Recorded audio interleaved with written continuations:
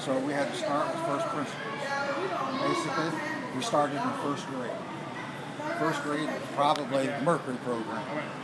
The only thing we had to start with was learning just the basic functions of what the human body can do in space and what it can tolerate. So Mercury gave us an opportunity to get our first exposure. And we talk about, we actually say zero gravity. It's not zero gravity. It's microgravity. It's almost. So we first had to find out what the human body could do in microgravity, what we could do in space. And so Mercury gave us that opportunity. The first two flights that we had with Mercury were suborbital flights. Who was the first American astronaut into space? Alan? Armstrong? Shepard? Shepard. Alan Shepard.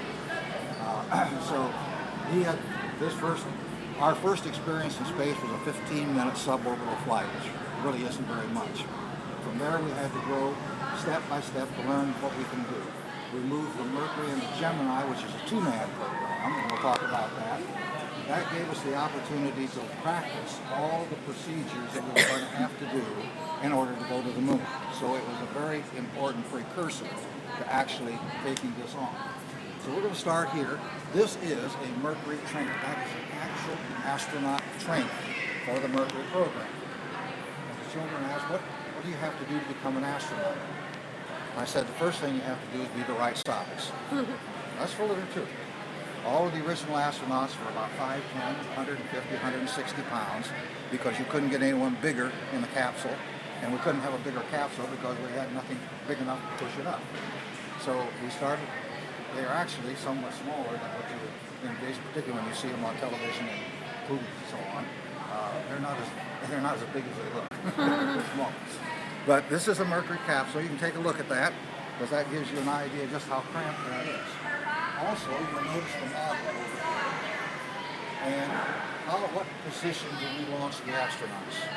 On their backs? Okay. Every program. We always launch the astronauts lying on their back. Why? Because they're lazy? Because of gravity? Well, yeah, okay, you're close to it, yeah. Why are they lying on their back? Okay, well, right. The force of gravity, the human body can take about 20 times what we call 1G. The force of gravity on Earth takes about 20 times that through this direction. This direction, the human body can only take about 4 or 5 Gs. Because, among other things, it compresses the vertebrae in the backbone, stirs up your innards, and does all kinds of nasty things. So that is the most benign position to put the astronauts in. So our shuttle, on anything we do in the future, we will always launch them lying on their backs. So that's why we do that. So you can see here is a model of the astronaut in the Mercury capsule. And then we will move to the Gemini once they get out of the way. So that is a two-man case. On Gemini, we had 2 suborbital flights and 8 orbital flights. So we were trying to get more and more time in space just to learn what the human body can do. In Mercury, there wasn't a whole lot they could do other than fly. There was just not enough room in there to do much of anything. So it was just a matter of figuring out what the physiological effects and the psychological effects were on the people who were riding. Okay, let's go down to